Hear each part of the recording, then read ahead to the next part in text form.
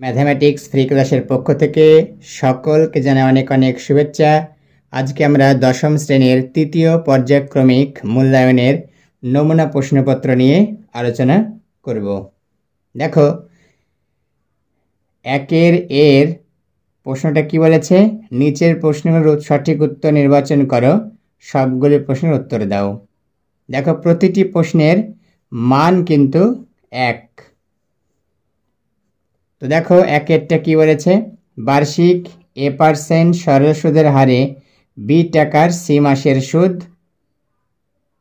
চারটি অপশান দিয়েছে, আমাদের সঠিক অপশানটি বেছে নিয়ে লিখতে হবে। তার আগে একটু অঙ্কটি কষা যাক। দেখো, একের এর একেরটা দেখো,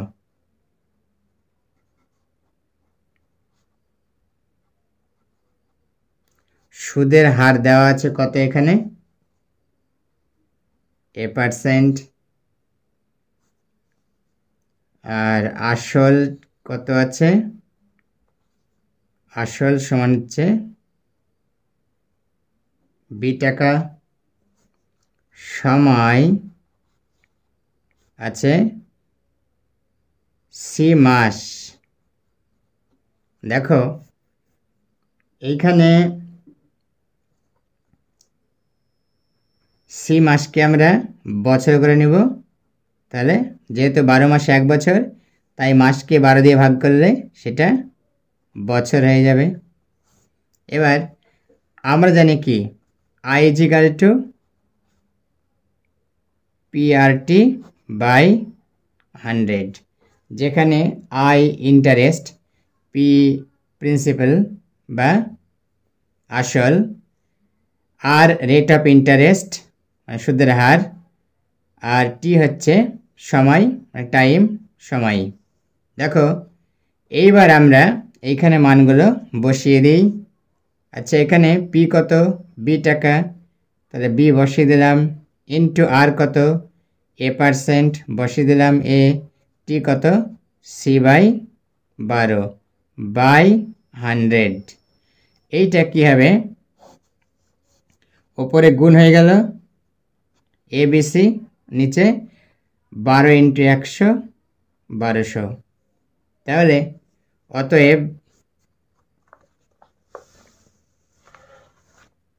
অতএব সঠিক বিকল্প বা সঠিক উত্তর হবে এটা। এবার দেখো, 2 এর অঙ্কটা কি বলেছে। দেখো, kx² - 5x + k = 0 দ্বিঘাত সমীকরণের বীজদ্বয় সমান ও বাস্তব হবে যদি k এর মান হয়, পরপর 4টে অপশান দিয়েছে। তো দেখো, দ্বিঘাত সমীকরণের বীজদ্বয় বাস্তব ও সমান তখনই হবে যখন নিরূপকটা 0 হবে। তো দেখো, আমরা চেষ্টা করি, kx² - 5x + k = 0 এই দ্বিঘাত সমীকরণের নিরূপক বের করব, মানে b² - 4ac। দেখো, তাহলে আমরা লিখি নিরূপক b² - 4ac। দেখো, b মানে হচ্ছে এখানে -5, -4, a মানে k, আর c মানে k। দেখো, b² - 4ac = -5² - 4k × k। এটা কি হবে, 5 × 5 = 25, -5কে -5 দিয়ে গুণ করলে 5 × 5 = 25 হয়, আর মাইনাসে মাইনাসে প্লাস হয়ে গেল, এখানে কি হবে 4k²। এবার লিখব, যেহেতু সমীকরণটির বীজদ্বয় বা বীজ দুটি বাস্তব ও সমান, অতএব নিরূপক কত 25 minus 4 K square equal to 0 বা মাইনাস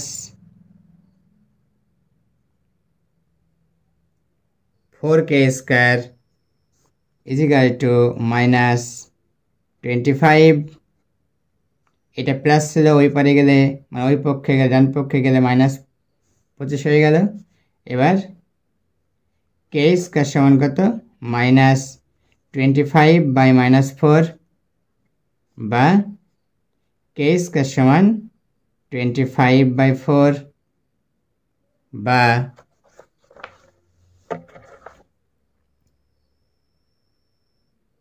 দেখো কে সমান √25 বাই 4, অতএব কে সমান প্লাস মাইনাস 5 বাই 2। 25-এর বর্গমূল 5 আর 4-এর বর্গমূল 2। তাহলে এবার আমরা লিখে দেব অতএব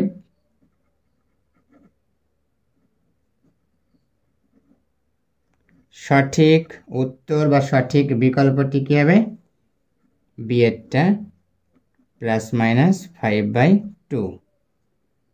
এবার দেখো 1-এর 3 নম্বর অঙ্কটা কি বলেছে, alpha is equal to 90 degree, beta is equal to 30 degree হলে sine of alpha minus beta এর মান বের করতে হবে। দেখো তো 1-এর 3, দেখো alpha is equal to 90 degree আর বিটা ইজ ইকুয়াল টু দেওয়া আছে 30 ডিগ্রি। তো আমরা আলফা মাইনাস বিটা এর মান বের করে নিই। আলফা 90 ডিগ্রি, বিটা আছে 30 degree, is equal to 90 degree থেকে 30 বদলে হয় 60 ডিগ্রি। অতএব sine of alpha minus beta সমান কত হবে, সাইন 60 ডিগ্রি। এবার সাইন 60 ডিগ্রি মান কত, √3/2। তো তাহলে আমরা সঠিক উত্তর লিখে দেব। অতএব সঠিক উত্তর বা সঠিক বিকল্প কত হবে, সি √3/2। দেখো এটা আলফার মান দেওয়া আছে 90 ডিগ্রি, বিটার মান দেওয়া আছে 30 ডিগ্রি। আমাদের বের করতে হবে sine of alpha minus beta এর মান। তো প্রথমে আমাদের আলফা মাইনাস বিটা এর মান বের করে নিলাম। প্রথমে আমরা আলফা এবং বিটা এর মান বের করে নিলাম। 90 degree minus 30 degree is equal to 60 degree. এবার sine of alpha minus beta মানে সাইন 60 ডিগ্রি, এইটা মানে আর সাইন 60 ডিগ্রি মানে √3/2। অর্থাৎ সঠিক উত্তর বা সঠিক বিকল্প কি সি হবে। এবার দেখো 1-এর 4 নম্বর অঙ্কটা, ও কেন্দ্র বিশিষ্ট একটি বৃত্তের বহিঃস্থবিন্দু পি থেকে বৃত্তের স্পর্শক পি অঙ্কন করা হলো। পি এ 4 সেমি এবং ওপি 5 সেমি হলে বৃত্তটির ব্যাসের দৈর্ঘ্য হবে, বের করব। তো দেখো এই ক্ষেত্রে এই 1-এর 4-এর অঙ্কটা যদি আমরা একটু ছবি আঁকি, ছবি বলতে সেই ছবি নাই, জাস্ট স্কেচ। তো এই রকম একটা হাত দিয়ে বৃত্ত আঁকার চেষ্টা করলাম। দেখো হাত দিয়ে বৃত্ত আঁকা কিন্তু সম্ভব নয়। ধরে নাও এটা একটি বৃত্ত, এর কেন্দ্র কি আছে ও। এইবার পি বিন্দু থেকে একটি স্পর্শক টানেছে, কি আছে দেখো এই একটা বৃত্ত টানলাম হাত দিয়ে। এবার ও হচ্ছে তার কেন্দ্রবিন্দু আর পি বিন্দু দিয়ে এই বৃত্তটার একটি স্পর্শক টানা হয়েছে। এটা হচ্ছে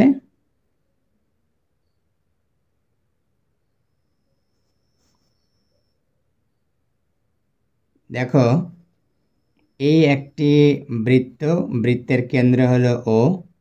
এবার পি বিন্দু থেকে, মানে এই বিন্দু থেকে বৃত্তের একটি এখানে পি এ স্পর্শক টানা হয়েছে।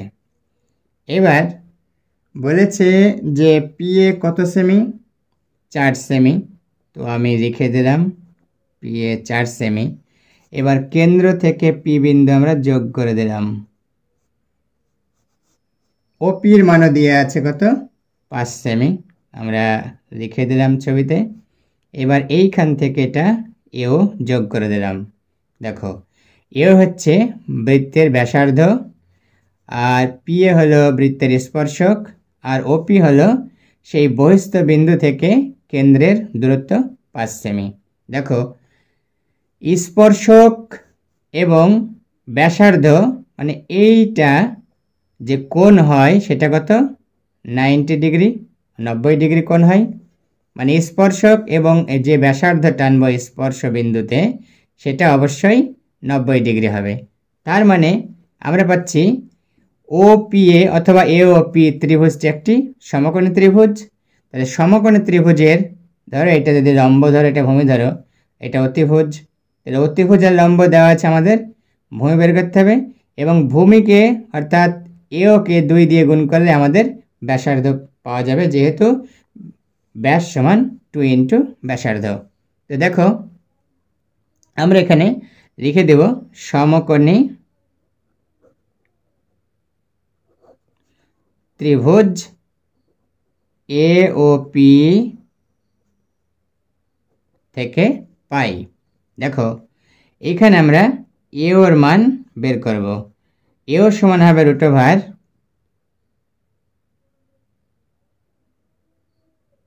√5 স্কয়ার মাইনাস 4 স্কয়ার, সেমি আছে তো সেমি লিখে দিলাম। 5 5 25 মাইনাস 4 4 16, মানে 25 থেকে 9 16 বাদ দিলে হয় 9 সেমি, আর 9 মানে 3। তাহলে এই বৃত্তটির, ও কেন্দ্রীয় বৃত্তটির ব্যাসার্ধ হচ্ছে 3 সেমি। তাহলে ব্যাস কত হবে? ব্যাসার্ধকে 2 দিয়ে গুণ করলে ব্যাস পেয়ে যাব। অতএব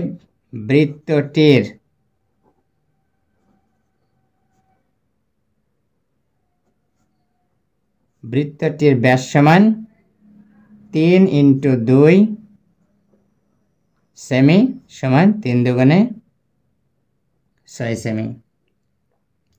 তো অতএব লিখে দিব, অতএব সঠিক উত্তর বা সঠিক বিকল্প হবে কত?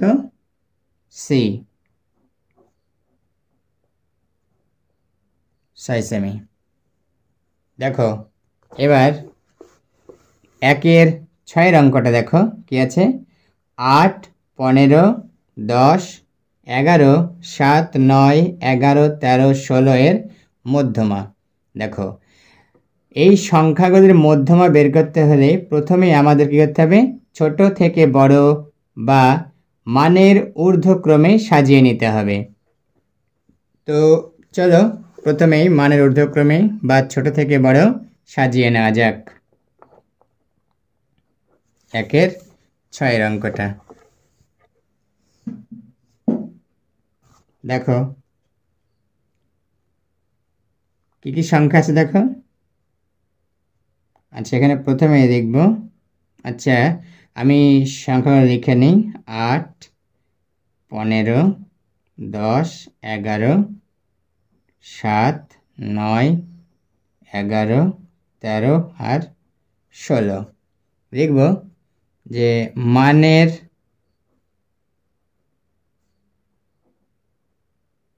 ঊর্ধ্বক্রমে বা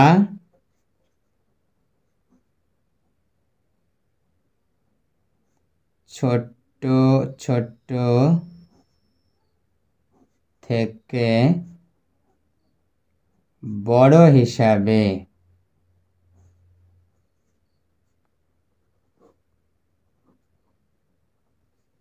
সাজিয়ে পাই। দেখো, সব ছোট কত আছে? 7, তারপরে 8, তারপরে 9, তারপরে আছে 10, 11 দুটো আছে, তারপরে কত হবে 11 পরে 12 নেই, আছে 13, তারপরে 14 নেই, আছে কত 15, তারপরে 16। এবার দেখো 1 2 3 4 5 6 7 8 9, 9টা পদ আছে, তাহলে এর মধ্যপদ কি হবে 1 2 3 4, 1 2 3 4, মাঝে হচ্ছে এই 11, তাহলে লিখে দেব অতএব নির্ণেয়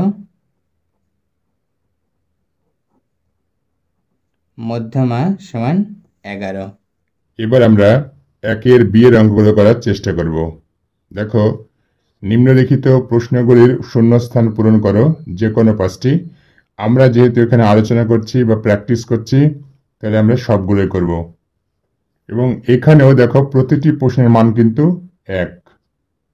দেখো 1-এরটা কি বলেছে, পি টাকার 6 মাস অন্তর দেয় বার্ষিক 2% চক্রবৃদ্ধি হার সুদে n বছরের সমল চক্রবৃদ্ধি p × 1 + r/(2n টাকা।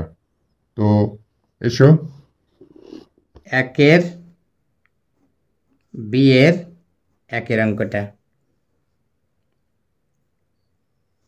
আমরা লিখে ফেলি। অঙ্কটা পি টাকার 6 মাস অন্তর দেয় বার্ষিক 2%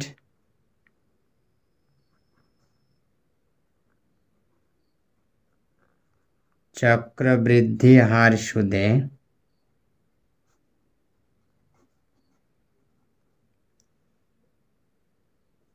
n বছরের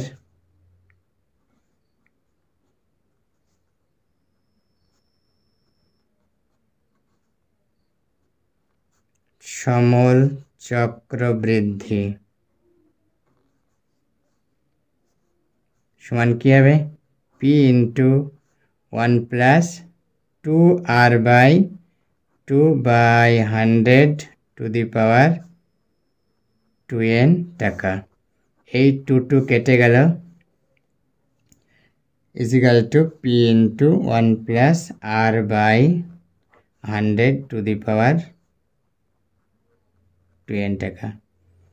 এইখানে যেহেতু পি টাকার 6 মাস অন্তর, অর্থাৎ সুদের পর্ব কত হচ্ছে 12/6 2, আর বার্ষিক চক্রবৃদ্ধি সুদের হার কত 2%, তাহলে হবে সমল চক্রবৃদ্ধি হবে p × 1 + 2r/2/100^2n, অর্থাৎ nটা দ্বিগুণ হয়ে যাচ্ছে, আর পার্সেন্টেজ যে সুদের হার সেটা কি হচ্ছে 2 দিয়ে ভাগ হয়ে যাচ্ছে।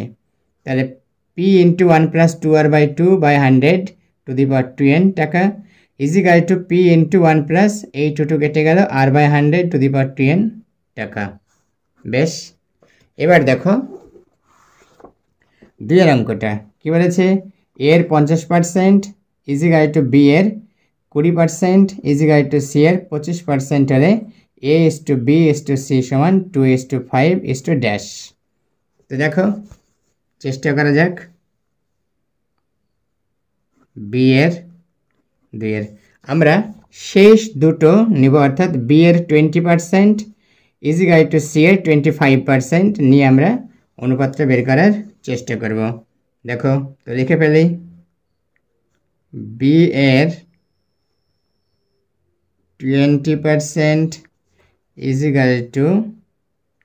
c এর 25%, বা b × 20/100 = c × 25/100, বা দুই দিক থেকে আমরা 100 বাদ দিলাম, তাহলে b × 20 = c × 25। এবার দেখো আমরা বি এর নিচে সি নিয়ে আসবো আর 25-এর নিচে 20, অর্থাৎ বি এর হর হবে সি আর 25-এর হর হবে 20। এটা কাটাকাটি করো, 4×5 = 20, 5×5 = 25, বা বি বাই সি সমান 5/4, অতএব বি ইস টু সি সমান 5:4। দেখো বি এর অনুপাতটা দেওয়া আছে 5, তাহলে সি এর কত আসলো? সি এর আসলো 4। আমরা লিখে দেব অতএব এর 50% সমান বি এর 20% সমান সি এর 25% হলে A is to B is to C সমান হবে 2:5। 4 বেরিয়েছে, এখানে 4। দেখো এই অঙ্কটা এইরকম করে না করলেও শর্টকাট নিয়ম আছে। কীরকম সেটা? 100-কে 50 দিয়ে ভাগ করলে 2, অনুপাত 2 পাচ্ছি, এর অনুপাত 2।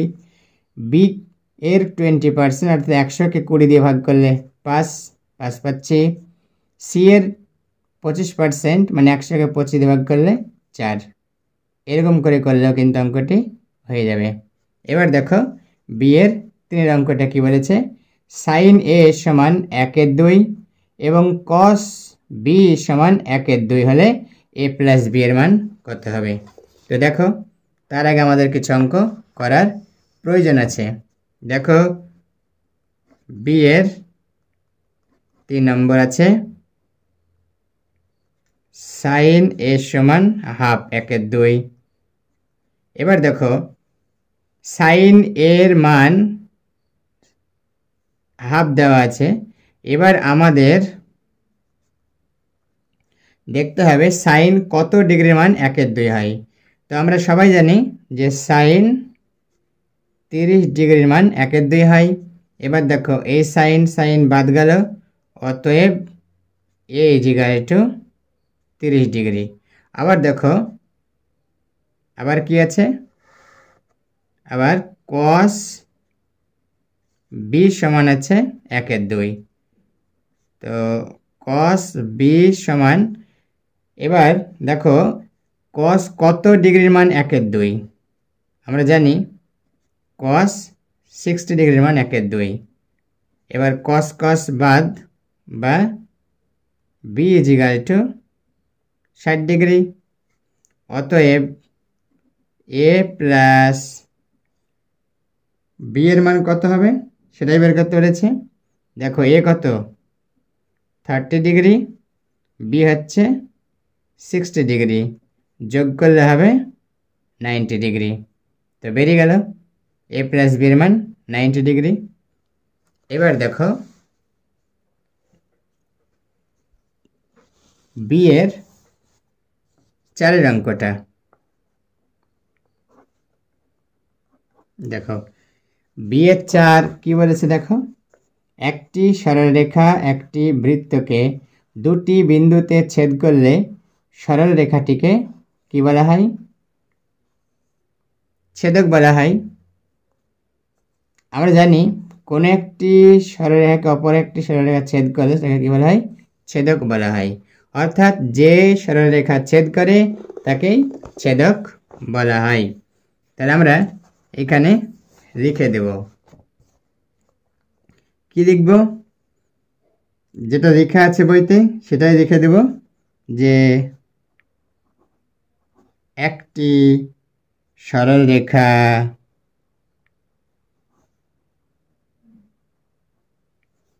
একটি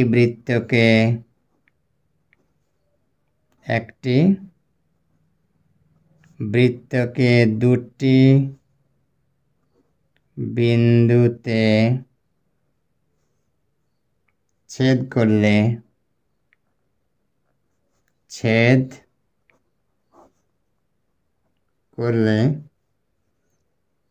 সরলরেখাটিকে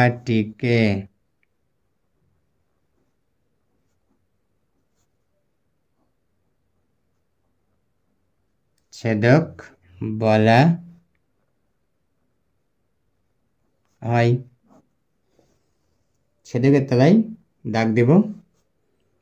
তাহলে দেখো, একটি সরলরেখা একটি বৃত্তকে দুটি বিন্দুতে ছেদ করলে সরলরেখাটিকে ছেদক বলা হয়।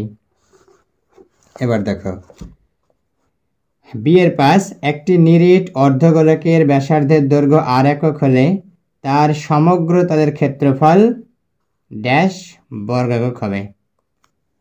তো দেখো, একটু তার আগে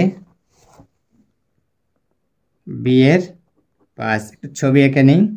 দেখো, এই একটা ধরো একটা বৃত্ত আঁকলাম। এটা বৃত্ত বলা ভুল হবে, এটা পূর্ণ গোলক। এবার এই বরাবর কাটা হলো, মাছ দিয়ে কেটে দেওয়া হলো। যদি এই রকম কাটা হয় তাহলে কিরকম হবে ছবিটা? এরকম। দেখো এইখানে এইটা একটা কিন্তু তল পাবো। এটা দেখতে দেখো, ত্রিমাত্রিক ছবিকে দ্বিমাত্রিক ছবিতে ঠিক ভালো করে বোঝানো যায় না। তো দেখো এইটা, এই যে এইটা হচ্ছে তার বক্রতল, এইটা একটা সমতল পাবো। তো বক্রতলের ক্ষেত্রফল কি হবে? সেটা 4 পাই আর স্কোয়ারকে 2 দিয়ে ভাগ করলে হবে 2 পাই আর স্কোয়ার, তো অর্ধেক হবে। এবং এই যে একটা বৃত্তের মতো, এবং বৃত্তের ক্ষেত্র কত হয় আমরা জানি, পাই আর স্কোয়ার, যেখানে আর হলো ব্যাসার্ধ। তাহলে এবার এই বৃত্তের মতো ক্ষেত্রফলটা আর এই যে পার্শ্বতলটা যোগ করলে কত হবে? পাই আর স্কোয়ার প্লাস 2 পাই আর স্কোয়ার সমান 3 পাই আর স্কোয়ার হবে। তো আমরা এখানে লিখে দেব যে দেখো, বি এর 5 অঙ্কটা একটি নিরেট অর্ধগোলকের একটি নিরেট অর্ধগোলকের ব্যাসার্ধের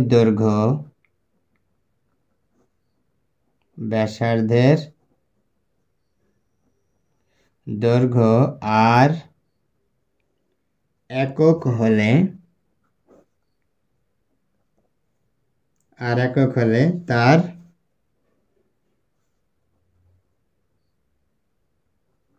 সমগ্র তলের ক্ষেত্রফল কত হবে? আমরা এখানে পেলাম কত? 3 পাই আর স্কোয়ার বর্গ একক। বেশ, এবার দেখো, আচ্ছা আমি দুঃখিত যে বি এর 5 অঙ্কটার নম্বর দুবার দেওয়া আছে, এটা কেটে দিলাম, নম্বরটা এখানেই শুরু হচ্ছে। বেশ, এবার দেখো বি এর 6 অঙ্কটা। 6 অঙ্কটা কি বলেছে দেখো, যে তথ্যের সংখ্যাগুরুমান দুটি তাকে ড্যাশ ভূইষ্ঠক তথ্য বলা হয়। দেখো, যখন সংখ্যাগুরুমান 2 হয় বা 2টি হয় তখন তাকে দ্বিভূইষ্ঠক তথ্য বলা হয়। তো আমরা এখানে লিখে দেব, দেখো, যে তথ্যের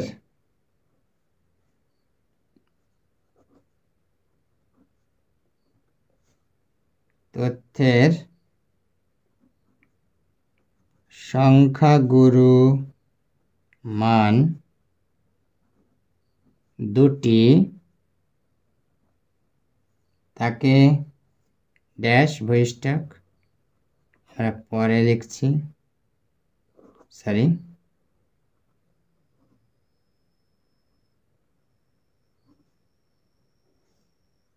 তথ্য বলা হয়। এখানে আমরা কি লিখব? শূন্যস্থানে দ্বিভূইষ্ঠক, দ্বয়ভাষ্যে দ্বি মানে কিন্তু 2।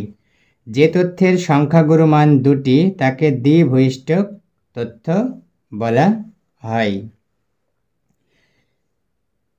তোমাদের যদি চ্যানেলটিকে ভালো লেগে থাকে তাহলে অবশ্যই সাবস্ক্রাইব করবে এবং লাইক, কমেন্ট, শেয়ার অবশ্যই করবে।